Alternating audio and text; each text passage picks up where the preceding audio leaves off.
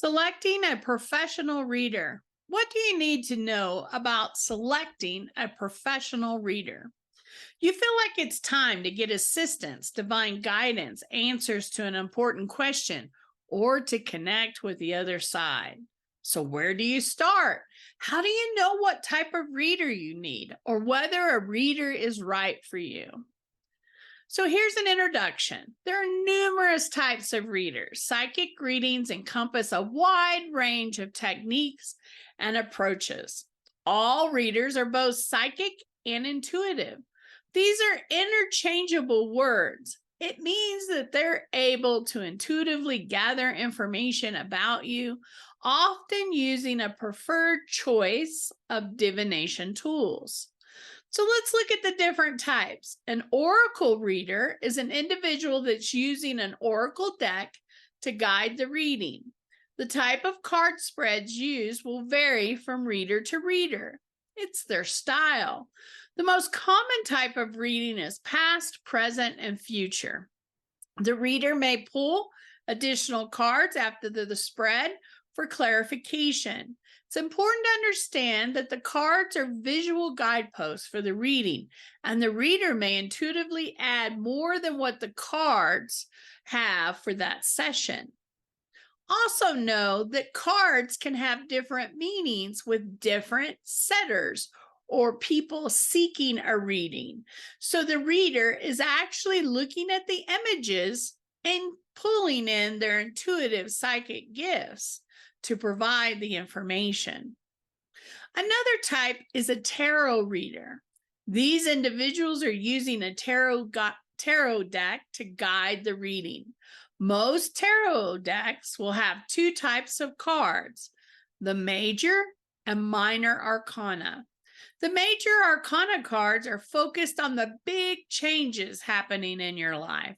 These cards will provide insight and perspective on navigating changes and obstacles in your life.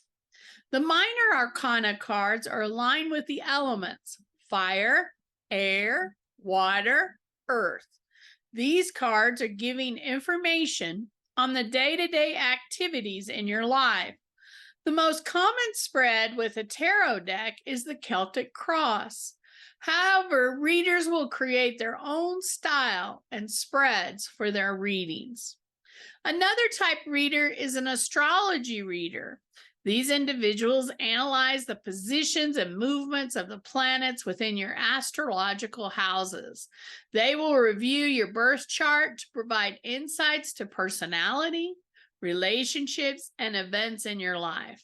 There are numerous viewpoints and structures within astrology. Another type reader is numerology reader. These individuals study the significance of the numbers in your life, including birth date, names, numerical patterns within your life. This information holds symbolic meanings and can create insights into the various aspects of your life. There is also hand analysis and palmistry. These individuals are looking at information in your hands. The lines, shapes, and forms of your hands will provide information on the individual's personality, purpose, challenges, gifts, and life events. Your hands can reveal a lot about you. There's also aura readers. These individuals are looking at the colors, patterns, and disturbances in your energy field. They can see information on the individual's emotional state, health, spiritual well-being, and even the guides and loved ones that are close to you. There's also mediumship. These individuals can provide messages from your deceased loved ones, angels, guides that are around you. These messages can provide comfort and guidance. There are other professional readers that will use a variety of divination tools for their readings, including crystals, pendulums, rocks, runes, bones, drawings, etc. So, what type of reading are you wanting to have, and what is your focus? What should I know about readings? When you decide to schedule and receive a reading, you need to understand that the reader is going to be tapping into the energy in your present moment. What are the possibilities at this time? An example, you schedule an appointment and receive a reading today. You ask the reader about a job opportunity that has presented itself to you. The reader is going to tap into the energies of the decision in this moment. They are connecting to your energy, the energy of everyone connected to the situation, and the situation itself. Your emotional attachment to the outcome of that decision may impact the clarity of that reading. If you're super excited, your energy can influence the information being received by the reader. Can you see how your energy at the time of the reading can impact the information that you're receiving? Keep in mind, energy is in a constant state of movement. Things are changing throughout the day and sometimes minute to minute. This means that the information can change based on the individuals and variables of the situation. Another example, you receive a reading from a reader today, and the reader tells you that you'll be moving in the next 6 months from your home. You leave the reader's reading thinking, I love my home. I don't want to move. Can you see how your free will shift the outcome? You can shift the energies in the situation and actually create a different experience. The truth is, there are many scenarios and possibilities happening in our lives. Every decision that we make in our lives shifts the outcomes that are ahead of us. You're the driver of your own reality, and you're making the decisions for the future. So when should you get a reading? Well, you should not get a reading when you're emotionally attached to the outcome of the situation. Here's a great example. You've started dating someone and you really want the relationship to work out. Your emotions are heightened to new levels and you really want to have someone in your life. You decide to schedule a reading with a reader to get insight on that relationship. This may not be the best approach or time since you are emotionally attached to the outcome and answer of that situation. Most of the time, a reading is going to provide confirmation to information that you may already know or guidance on how to move forward. The best time to get a reading is when you're seeking guidance or insight, when you're unsure of the answer, when you're not emotionally attached to the outcome, or when you need guidance to move forward. The readings can provide additional information that you've not considered or clarity on the decisions that you may have already made. Some great questions to ask in a reading is, what do I need to focus on at this moment? What am I not seeing or considering in this situation? What do I need to overcome to move forward? What do I need to heal and release? What guidance can Spirit provide me on this relationship? What is the best approach to resolving this issue? What is preventing me from being successful? Now, the third question is, who should I get a reading from?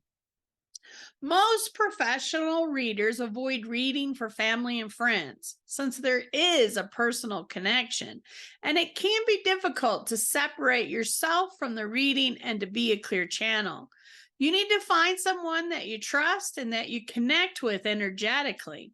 It's important to find someone that you're comfortable talking to. The reader should be compassionate about your situation and be open to providing you guidance and motivation that allows you to move forward. If you come to the reading with a defensive shield, it can sometimes be difficult to get a good reading. You could block the flow of information. Remember, you are in control of your own life and the energies around you. Let me give you an example. I recently took a trip to Salem, and I was interested in getting a reading there. Arriving in Salem, I could feel the heaviness and sadness and the energies there. I set up a protection shield around me to prevent me from taking on those energies. When I went and had a reading, the information the reader provided me was not valid.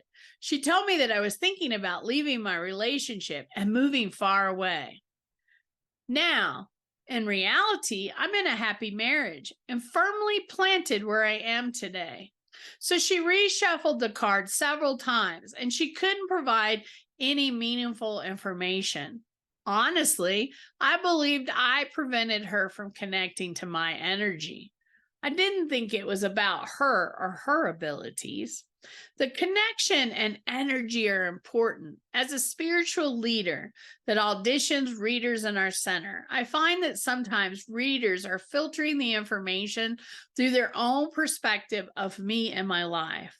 A reader needs to be able to set their ego and perspective outside the reading to be a clear channel.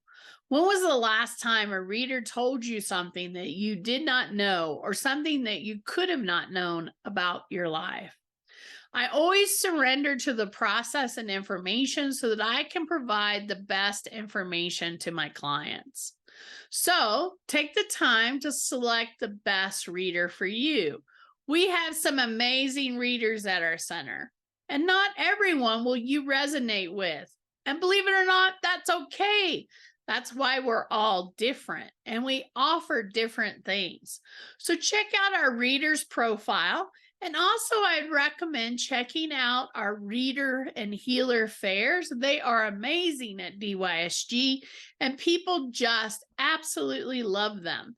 So we have amazing folks that come in and do readings. So I hope this helps you the next time you're ready to get a reading or to select a reader, that this will give you some things to consider and think about.